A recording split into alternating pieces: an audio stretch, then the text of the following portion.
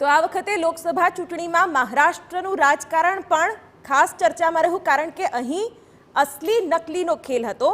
ત્યારે શિવસેના યુટીના નેતા સંજય રાઉતે કહ્યું કે અમુક જગ્યાએ કોઈ પણ મોદીનો પણ પ્રભાવ જોવા નથી મળ્યો અને કેટલીક સીટો તો એવી છે કે જેમાં શિવસેના અને જે અન્ય પાર્ટીઓ છે એનસીપી જેવી તે પણ લીડ મેળવી રહી છે। અજયભાઈ, ખાસ મહારાષ્ટ્રનું રાજકારણ કે જે સતત ચર્ચામાં રહેતું હોય છે, મહારાષ્ટ્રનું રાજકારણ પાછું અલગ પણ છે, એટલે ક્યાંક આ વખતે નકલી અસલીમાં મતદારો અટવાયેલા રહ્યા, નિરુત્સાહી પણ રહ્યા મતદાન કરવામાં, ક્યાંક આ સિનારીઓ પણ ખાસ રહ્યો। પણ છતાંય તમે જુઓ કે મહારાષ્ટ્રમાં ભારતીય જનતા પાર્ટી સિંગલ ડિજિટમાં આવી જશે। જે મહારાષ્ટ્ર કે જેને ગઈ વખતે ભારતીય જનતા પાર્ટી 48 માંથી 43 બેઠકો શિવસેના સાથે સિંગલ હેન્ડેડ અસલી શિવસેના સાથે 48 માંથી 43 હતી, એ જગ્યાએ ભારતીય જનતા પાર્ટી 25 માંથી 23 બેઠકો જીતી હતી। આ વખતે ભાજપ 27 બેઠકો પર લડી રહી છે અને છતાં તમે જુઓ કે ભાજપ 10 બેઠક પર પણ નહીં આવે મહારાષ્ટ્રમાં।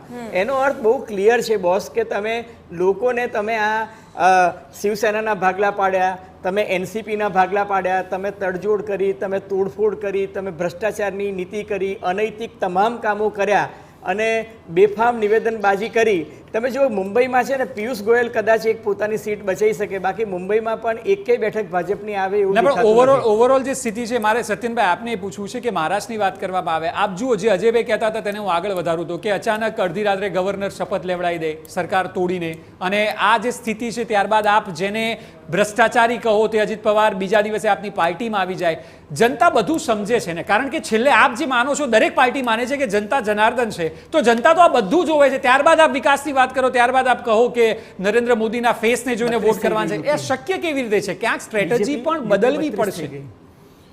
સ્થાનિક એકમો ઘણી વખત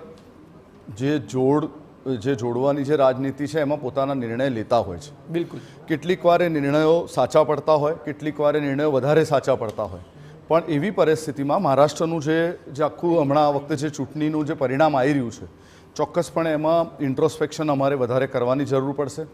ભારતીય જનતા પાર્ટી એ પાર્ટી છે જે ઇન્ટ્રોસ્પેક્શન કરે છે પણ ઇન્ટ્રોગેશન નથી કરતું। કોંગ્રેસમાં આ એક્ઝેક્ટ આ જ વસ્તુનો તફાવત છે। આટલા વખતથી હારતી કોંગ્રેસ ઇન્ટ્રોગેશન કરે છે, ઇન્ટ્રોસ્પેક્શન કોઈ દિવસ નહોતું કરતું। ભારતીય જનતા પાર્ટી નાનામાં નાની ઇવન જીતેલી સીટોમાં, હું ગયા વખતની ડિબેટોમાં પણ કીધેલું કે જ્યાં ભારતીય જનતા પાર્ટી જીતી છે, લાખ લીડથી જીતી છે, એના પણ અવલોકનની એક પ્રક્રિયા છે।